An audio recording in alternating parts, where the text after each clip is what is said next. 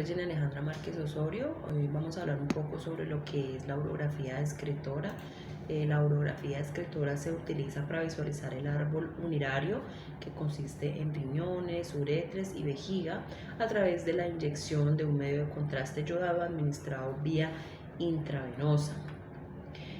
Para esto se tienen unas contraindicaciones si el paciente presenta deshidratación, si el paciente presenta la creatinina alta, descompensación cardíaca, influencia renal aguda, embarazo o asma, no se le puede realizar como tal este examen.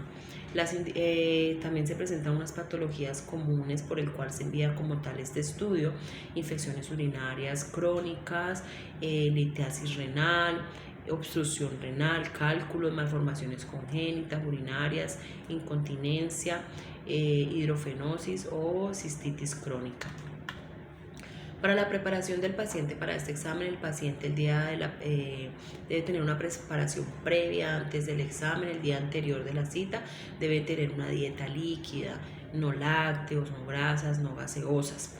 Los pacientes hospitalizados deben de acudir con una vía venosa periférica permeable. A las 7 de la mañana el paciente debe tomar un enema TRAF oral de 130 centímetros cúbicos disuelto en 5 vasos de jugo de naranja. A las 8 de la mañana debe poner el enema vía rectal. Se repetirá el procedimiento vía rectal a las 12 del mediodía, a las 2 de la tarde, y por último a las 6 de la tarde debe tomar un enema TRAP disuelto en 5 vasos de jugo de naranja. El día del examen el paciente debe continuar con la dieta líquida y llegar como mínimo con 6 horas de ayuno para el procedimiento. Se presentará en la recepción de los rayos X a la hora de la cita en ayunas con su hoja de consentimiento debidamente informada, donde se le explican todos los riesgos que puede tener, el procedimiento que se le va a realizar, y debe de presentar sus exámenes de laboratorio. El medio de contraste, como lo habían firmado, este medio de contraste pues se utiliza como tal, es una sustancia que se utiliza para una alta atenuación de los rayos X, que sea soluble en agua y que sea bien tolerada por el organismo. Los contrastes yodados son contrastes positivos porque aumentan la atenuación de los rayos X. Las proyecciones radiológicas que se utilizan como tal para este examen, estamos hablando de la AP, de posición de cúbito supino. Se le realiza primero, antes de realizar la inyección del medio de contraste, una radiografía simple de abdomen. A los 3 minutos se procede a tomar una radiografía del área renal para obtener una mejor imagen de la fase nefrográfica, ¿sí? Y se debe hacer una angulación del tubo de rayos X caudal de 20 grados. A los 5 minutos se debe tomar una radiografía en donde se tratará de mostrar el trayecto de los uretres, como lo vamos a ver en la imagen. A los 10 minutos se debe realizar otra radiografía con el mismo fin que la anterior, donde se puede estar verificando el trayecto de los uretres. A los 10 y los 20 minutos se tomarán radiografías oblicuas, oblicua derecha, oblicua izquierda, para la comparación del sistema urinario, riñón, uretres y vejigas. A los 20 o 25 minutos se realiza otra radiografía para continuar demostrando el trayecto como tal de los uretres, como lo podemos ver en la imagen. Después de esto, al paciente se le procederá a retirar la vía venosa periférica al paciente. Se le darán indicaciones precisas para que ingiera líquidos o bolo de solución salina para el llenado total de la vejiga y regrese para terminar el estudio. Cuando el paciente regrese, se realizan radiografías oblicuas de vejiga, igual que las de las uretres, de preferencias los dos en la misma radiografía, posición de cúbito supino. Posteriormente se le tomará una radiografía al paciente de llenado total, que en el caso de pacientes femeninas se tomará en bipedestación y con esfuerzo. En los pacientes con sospecha de hipertrofia prostática se tomará en bipedestación. Se le indicará al paciente que pase a misionar, es decir, a orinar, y posteriormente se tomará una radiografía postmisional. Nuevamente, a los pacientes con sospecha de hipertrofia prostática se les tomará en bipedestación. A los pacientes también que se le va a realizar como tal este estudio, se les envía unos exámenes médicos. Esos exámenes médicos serían la creatinina, tasa de filtración glomerular, glucosa en sangre y un hemograma completo pues en el caso de ser necesario. Muchas gracias. Cordial saludo, mi nombre es Néstor Javier Gil Rojas. Yo les voy a hablar acerca de la colangiografía por tubo en T. Este examen pues hace parte del sistema hepatobiliar, que es para verificar pues la permeabilidad de los conductos biliares y descartar la presencia pues de cálculos. Estos se pueden ver por medio de la inyección de medio de contraste. Este va directamente al conducto coledoco a través del tubo en T.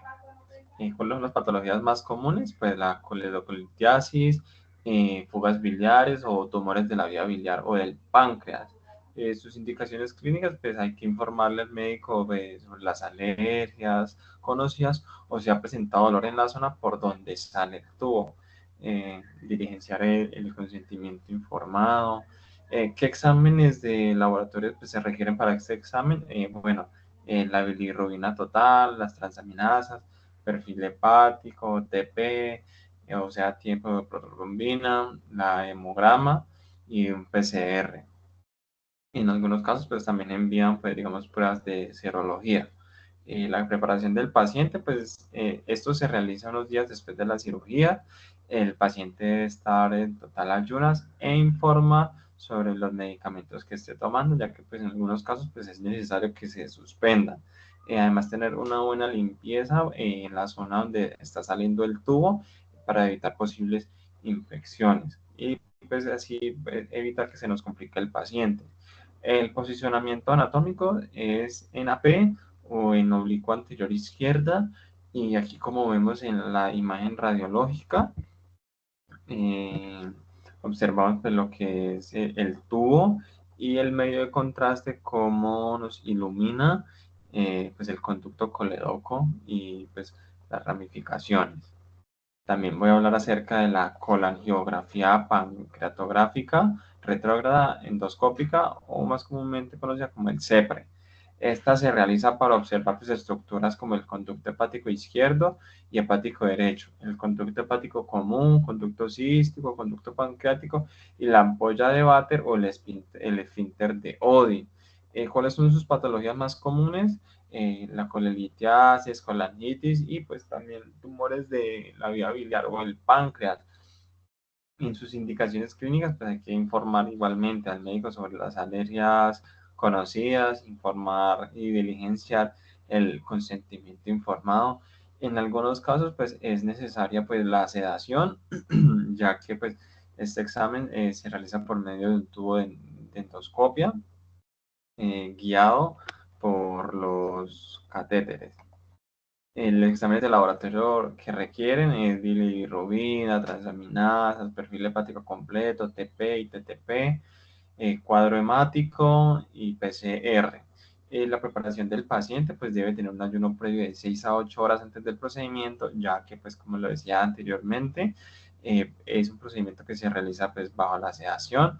Este procedimiento se realiza por medio de un tubo de endoscopia. ¿En qué posición? En AP, como vemos acá, pues el tubo llega al conducto y pues ilumina todo lo que es para ver los conductos biliares, a ver si hay quistes o alguna otra anomalía. Muchas gracias por su atención.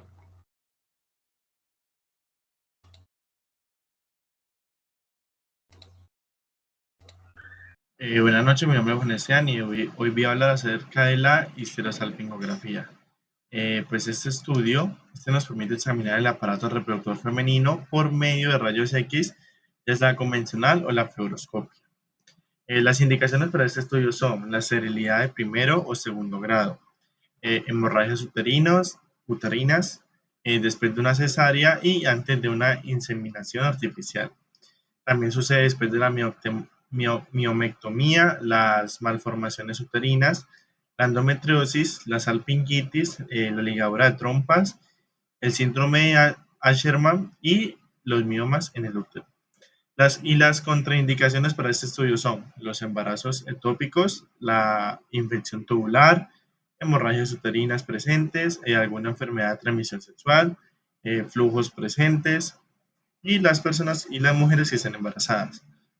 Para la preparación del paciente, este no requiere cita previa, dieta previa, y este estudio se realiza de 5 a 10 días después del ciclo menstrual o prueba de embarazo. También no se deben de tener relaciones 48 horas antes del estudio y se debe firmar un consentimiento informado y retirar todos los objetos metálicos.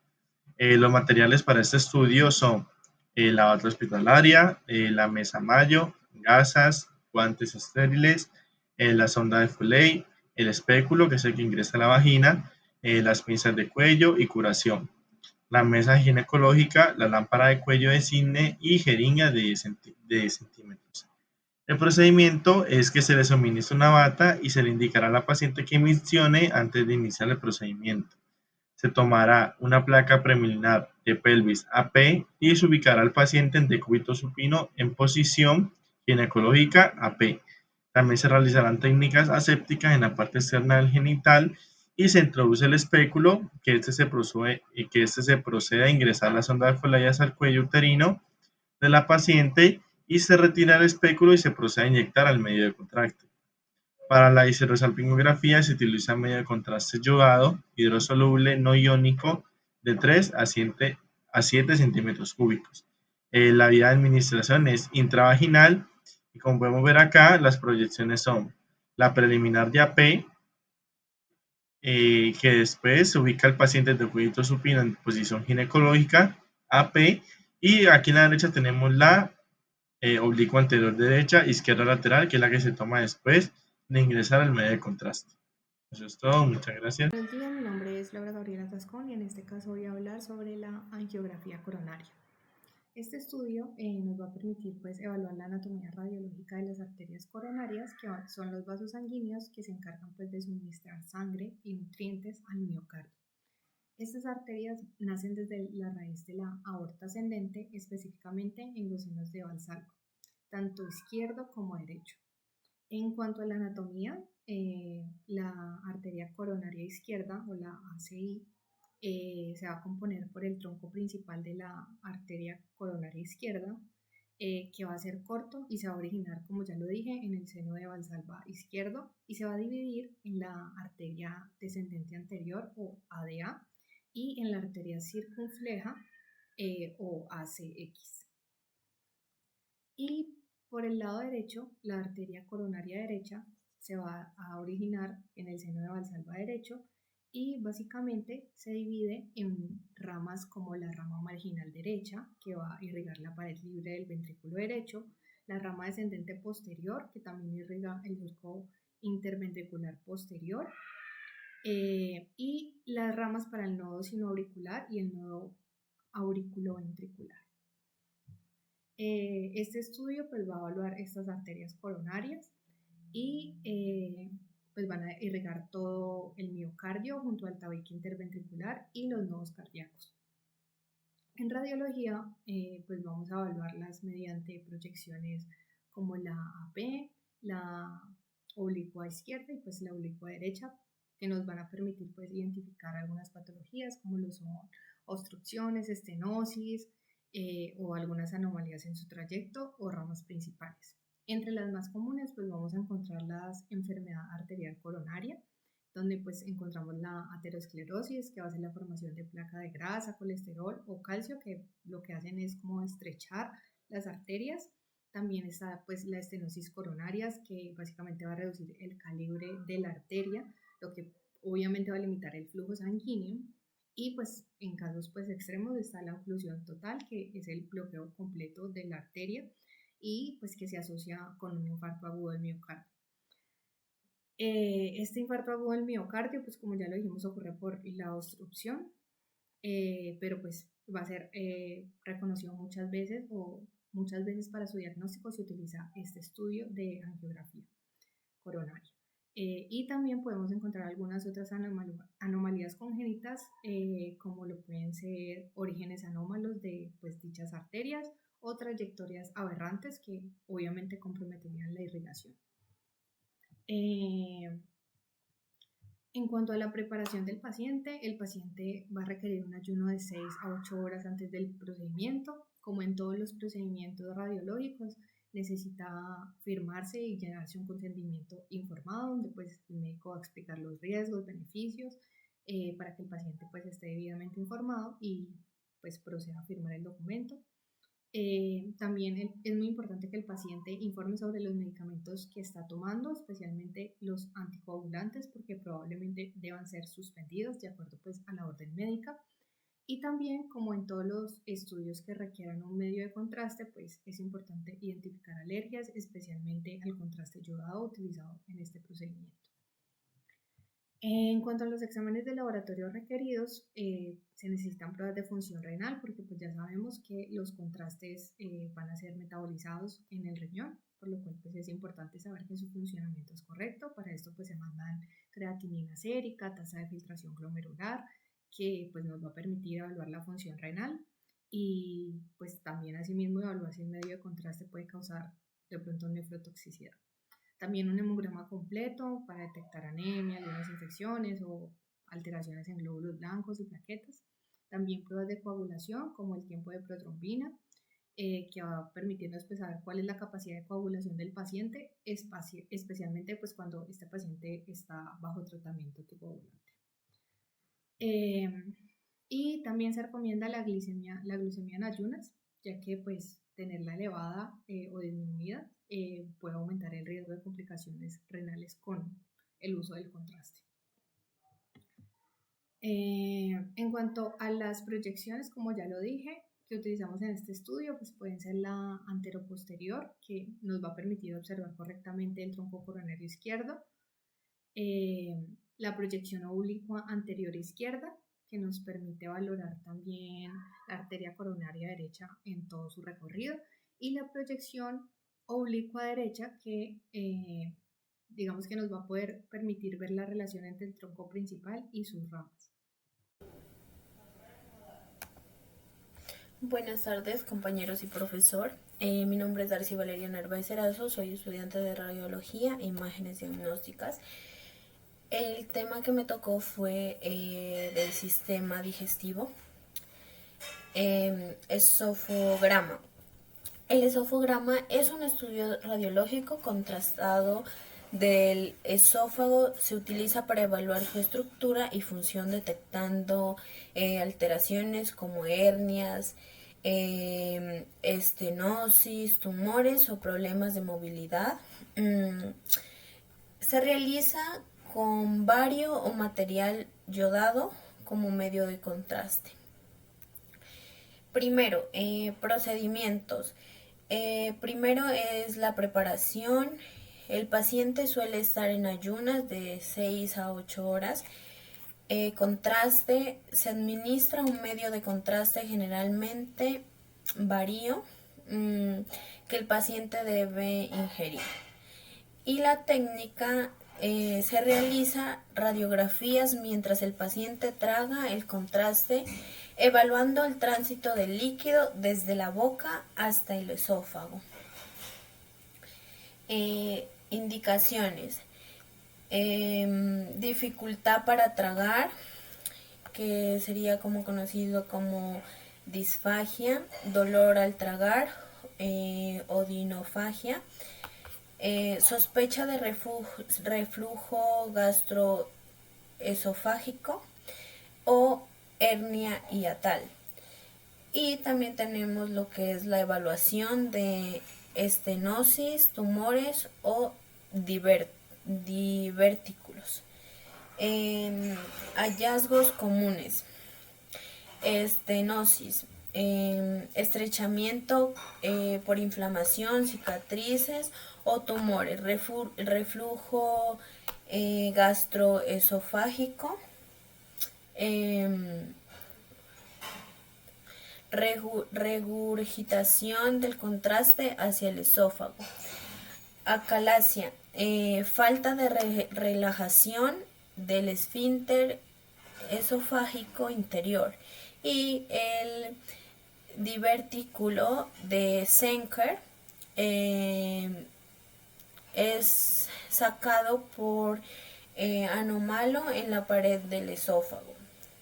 Y los riesgos son las reacciones adversas al contraste, por ejemplo, como raro, posibilidad de aspiración en pacientes con problemas severos de deglución.